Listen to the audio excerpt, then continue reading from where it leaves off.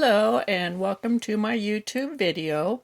In this video I'm going to demonstrate two types of buttonholes in two-color brioche knitting, and I'm going to give you some tips and tricks on just working brioche in general. So the first buttonhole that I'm going to show you is the eyelet buttonhole. And this is actually a 3-row eyelet buttonhole in order to make it like a regular eyelet hole in brioche. In two-color brioche, it takes 2 passes to make 1 row. So by making this a 3-row buttonhole, it's like 2.5 passes. The second buttonhole is a standard horizontal buttonhole, and in the two-color brioche, and you'll notice on the bottom that we kind of get the two-color blip across here because I worked it on the dark row and then I cast on the stitches with the dark. You could also choose to work it on the light row, but then what you would get is the blue, majority of it would be blue down here, and then your cast on would be white up here. Whichever way you choose, you're going to get both colors involved. So I'm going to show you how to do this one first, then this one, and then we'll see how the buttons fit through them. This is worsted weight yarn and a US 7 needle. Now I tend to always put one yarn on one side and one on the other when I'm working with two colors. That helps me remember to not twist them at the ends of the rows. So I have my light yarn over to the right, my dark yarn to the left. You can have them whichever way you want. That's just my preference. We're going to start with a dark row, and we're going to start with this buttonhole right here, the 3-row eyelet buttonhole. When you're working brioche, the outside edge is just a knit stitch. And then we're going to do a slip one yarn over, then a bark or brioche knit, slip one yarn over, bark, and now we're at the position where we're going to make the yarn over.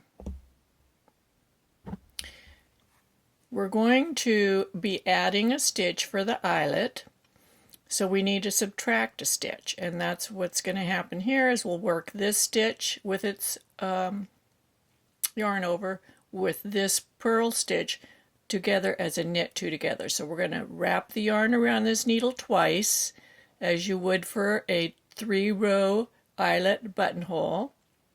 We knit these 2 stitches together as one,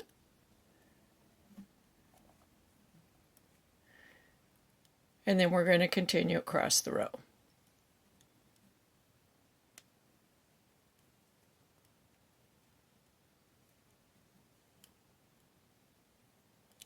Then we'll slip the work back and work the second pass with the light yarn. Since we already worked the dark yarn, that stitch is just going to be slipped point to point. And then this is the brioche purl or burp. Slip one yarn over, burp, slip one yarn over, and now we're at the double yarn over. So we're going to purl into the first leg and drop the second one off. Then this is a slip one yarn over, burp, slip one yarn over, burp, and leaving the light yarn to the front because we've been working it as purls, slipping the last stitch. So that was the second row of the 3-row eyelet buttonhole. So we're going to turn, at this point we turn our work. Now remember, I'm keeping the light yarn to my right, the dark yarn to my left, so I can see which way I need to turn my work so that I don't twist my yarn. So I'm going to turn it that way. This will be the wrong side row, or the light row with the dark yarn. So I purl, slip one yarn over, brioche purl or burp, slip one yarn over, burp. Now here is our eyelet where we purled into it last time. This time we're going to knit into it and drop the other stitch off. So we're not knitting into this stitch, we're knitting into the eyelet and drop the other stitch off. Now I show this same thing in one color brioche, and it's a little bit different. You purl into it. I'll link that video and other videos on buttonholes up in the corner here. You'll see the little eye pop up, and those will be the different videos. Brioche purl, slip one yarn over, brioche purl, slip one yarn over, purl. Slide the yarn back to the other end of the needle. You have to do this on a circular or double pointed needles. You cannot do this on a straight needle. Now, because we left that white yarn forward last time, it's in the perfect position to work the brioche knit. We slip the first stitch, and it's trapped because the blue yarn went across it there, so we don't have to worry about it making a funky stitch. It's perfect.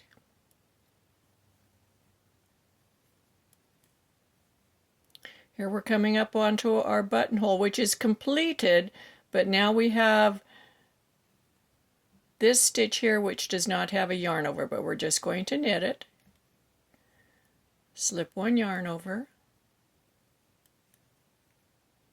slip one yarn over, and now we're going to leave the yarn to the back because we're knitting and slip this last stitch. Now let's take a look and see what we've got. We're looking at the wrong side, or the light side right now. Here's our eyelet buttonhole.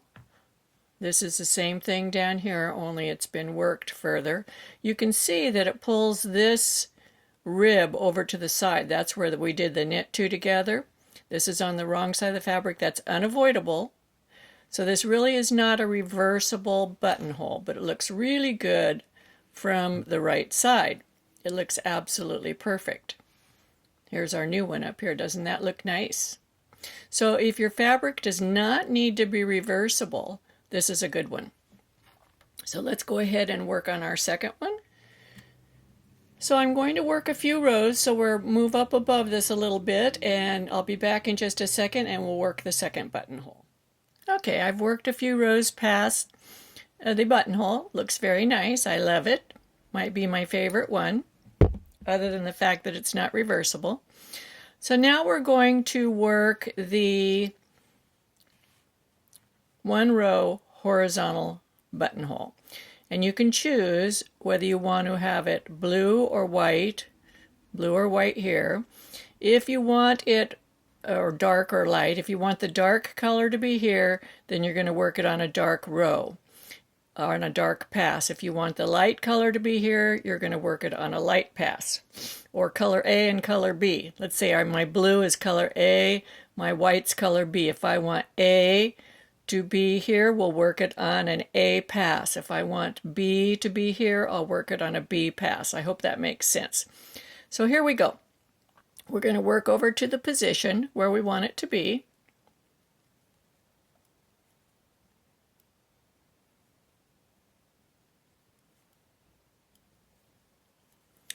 And let's see. I'm going to bind off these three stitches. This one, and this one. So that means I need to work over to here, and then I'm going to bring my yarn forward.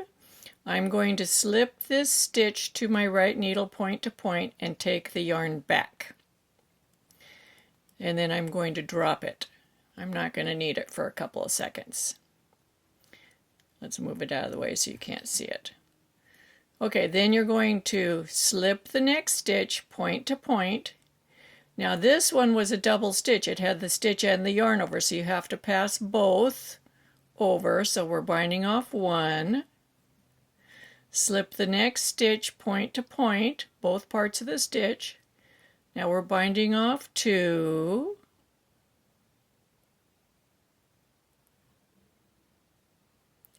Slip the next one over. We're binding off the 3rd one. And we put the remaining stitch back on the left needle. So there we have our initial bind off. We turn the work. We have our blue yarn here. We take it to the back. And now we're going to do a cable cast on. A cable cast on is worked by going between 2 stitches and pulling up a new yarn. So we're going to go between those 2 stitches, pull up the yarn. Let's move this out of the way.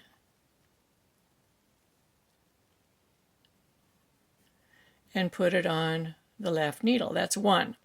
Now when you're doing a horizontal 1-row buttonhole, you cast on 1 more stitch than you bound off. We bound off 3, so we need to cast on 4. That was 1.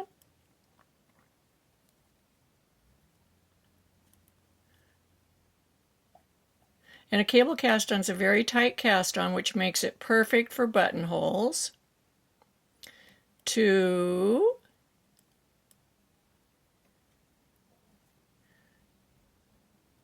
3.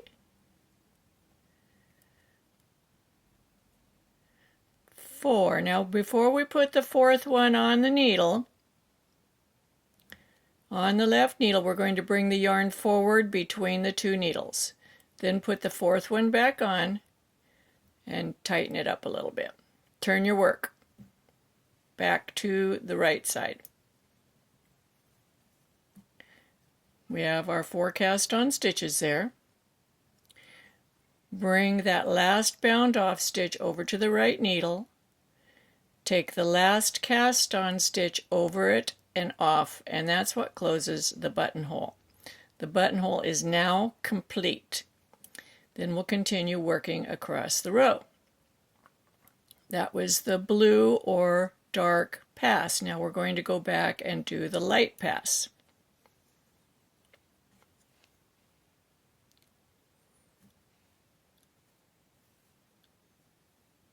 I slipped that first stitch because we already worked it on the previous pass. Then we're doing a burp, brioche purl, slip 1 yarn over. Now this is a brioche purl. These stitches are the newly cast on, so we just have to work over them. Slip 1 yarn over, purl, slip 1 yarn over, purl, slip 1 yarn over, brioche purl, and slip 1.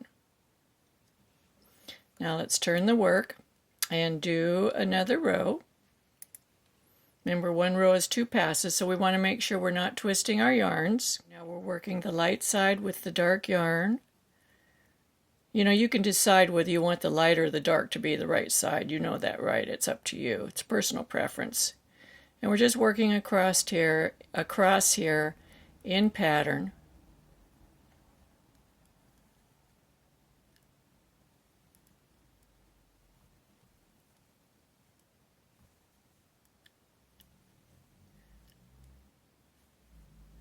And 1 more pass.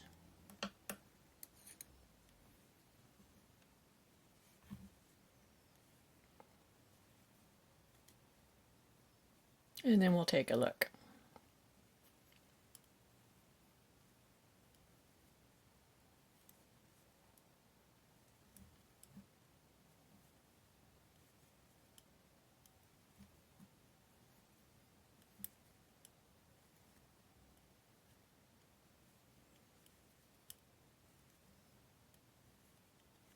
Okay, let's take a look.